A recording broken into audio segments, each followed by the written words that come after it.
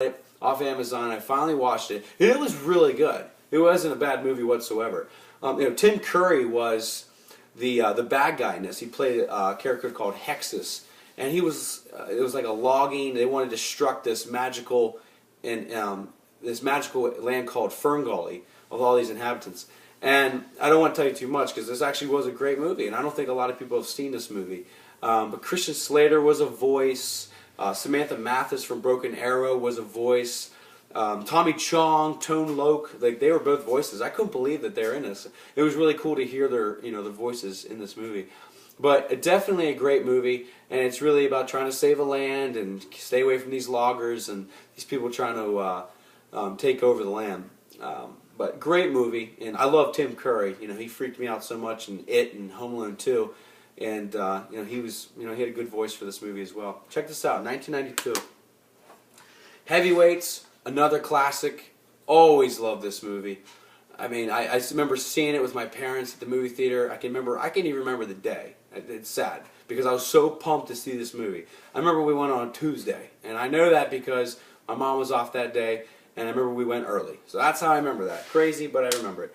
And love Ben Stiller in this. I was so freaked out by him when I was a kid because he was just so intense and just so into fitness. It was just like, oh my God, it's like dude, sit down and take a nap for a little bit. He was just such a good movie. And I loved the kid from the Mighty Ducks was in this. And I loved, actually two of them were both in this. The lead character and also Goldberg. They're both in this. I really liked that. A young Kenan Thompson was in this too. I really enjoyed this movie. I loved the part where he goes, sugar-free punch bites. The guy was so pissed about that, and he was the cool one. And I love Lars, like your prototypical European, fitness guru. And he kept saying, buddy! And they're like, buddy! I just thought that was so cool how they did that. But a great movie to share with your family. And, I just really enjoyed it. I remember seeing it as a kid. It was great. Next movie I had to pick up was Hook. Obviously, I think almost everyone's seen this movie too, because in my opinion, it was probably the best Peter Pan movie to come out. I really liked it. I remember, I think it was 1991 it came out, and I know it was PG, but I can remember as a kid, my parents didn't let me see this, because I said to them, look, it's PG, I want to go see it. I think I was 6 or 7, and they just wouldn't let me. And I'm not sure why, because, PG I think is, at least for someone under 10, but according to them it was not. But finally got to see this movie when I was a little older, and, I just loved it. I know Dustin Hoffman was so good as Captain Hook, and Julia Roberts was good as Tinker Bell, and obviously Robin Williams as Peter Pan. And I loved the Rufio character, the Lost Boys. I mean, they were the best. I really enjoyed that movie. And I really could not stand his son, who was played by Charlie Korsmo, who was also in What About Bob, and also the aforementioned Can't Hardly Wait. I always found him annoying, and I don't see him anymore in cinema, which maybe is because I'm not the only one that feels that way about him. I just thought he just was strange looking, and he didn't fit the bill for a person I thought should be on cinema. I could be wrong, I could sound like a jerk, I'm just being honest. So I didn't really like what he offered in those movies. But either way, this movie's still a really good movie. Next movie, had to get Space Jam. Again, I didn't know this was on Blu-ray. I had no clue. I had to get it. Just love this movie. I remember watching it with a good buddy of mine at his house all the time. We were growing up. And I love that Sean Bradley made this movie. It's just like, it's so random. And, I love Bugs Bunny in this movie. I thought the whole movie was really good. And just really enjoyed it. I can't say too much about it, but too much more. I really liked it. A late 90s classic I really liked. I remember seeing this with my mom. Don't know why. I don't know when I saw it with friends, but I saw it with my mom. But She's All That. It's with Freddie Prinze Jr. and Rachel Lee Cook. And Jodie Lynn O'Keefe, who's not really in the spotlight much at all anymore. She was in Halloween H2O. I really loved this movie too. I always liked Freddie Prinze Jr.'s character's Jeep, the black Jeep. I love that thing. Always wanted to drive it. Always thought she was like very hot, even though she was like played to be a dork. And even when she was like supposed to be a dork at the time, she was very attractive. I was like, if I was in high school, I'd think she was pretty good looking. And I just think it was such a great movie, and it was about him getting in part in a bet to make someone who's a disaster, quote unquote disaster, turn into the prom queen. Well, I don't want to tell you too much because this is a great movie to watch, and it was very entertaining, never slow. But she turns out, obviously, with the cover here, she turns out to be pretty good looking and clean up real well. So a great movie to check out. Absolutely would suggest to see this movie.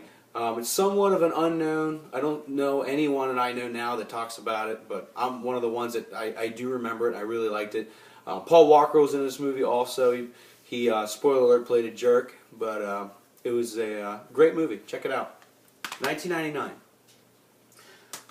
Another movie I had to buy when I saw it. Could not believe that I didn't have it yet in my collection. Saw the movies all throughout the 90s. Had every action figure. Had every short TV series movie. Had all that stuff. Teenage Mutant Ninja Turtles 1, 2, and 3. I mean, just classics. I don't know how I never had this movie or saw that this trio was out to buy. I remember it came out maybe 3-4 years ago with the newer movie, the TMNT movie. It was like almost $100. I was like, there's no way I would ever spend that. I found this, like I said, on Amazon. I found it for like $13 for the first movie, second movie, and third movie. Did not want the other one, the TMNT movie. Had no interest in that. Got this for $14. The picture's really good. I was very surprised by that. Loved all these movies. I thought it was crazy how when I was younger that the person doing the stunts was actually not the person talking, even though his mouth was moving. I was so confused by that, and I finally figured out as I got older, like when I decided to stop being a moron. But I just remember thinking that was so crazy how the person moving and also the person moving his or her mouth was not actually talking. But just love this movie. It's just a movie that I just remember seeing with friends and family and just being so excited. And I remember as a kid my favorite turtle was Raphael. I loved his size. And I remember it was the first movie I ever heard a swear word, because the first movie of this series, Teenage Mutant Ninja Turtles, Raphael says damn like 4 times. And I thought that was so cool. I remember I would say it when my parents weren't around. I'd be like, damn! And I'd be looking around like, did anyone hear that? I would have been in trouble. Great movie. You got to add this to your collection. Next movie I had to pick up was Waterworld. I haven't seen this in so long, probably since the late 90s. Picked this up on Blu-ray just because I just want to see it again, because I haven't seen it in so long.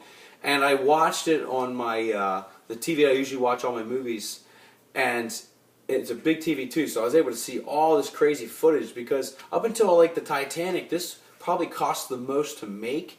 So it was really cool to see all the effects. Dennis Hopper was a great villain in this. I was very scared of him. He was freakishly tan and kind of like muscular, and just, he just was scary when I was a kid. And Kevin Costner did a great job in this movie too. He didn't have a name. He was just the Mariner. He was so good in this. And I think it was Jean Triplehorn was the love interest of him, and also the little girl Enola. And I always thought that it was so cool that her name was Enola, because that's the hometown from where I'm from. So I just remember as a kid thinking that was so neat. We're put on the map.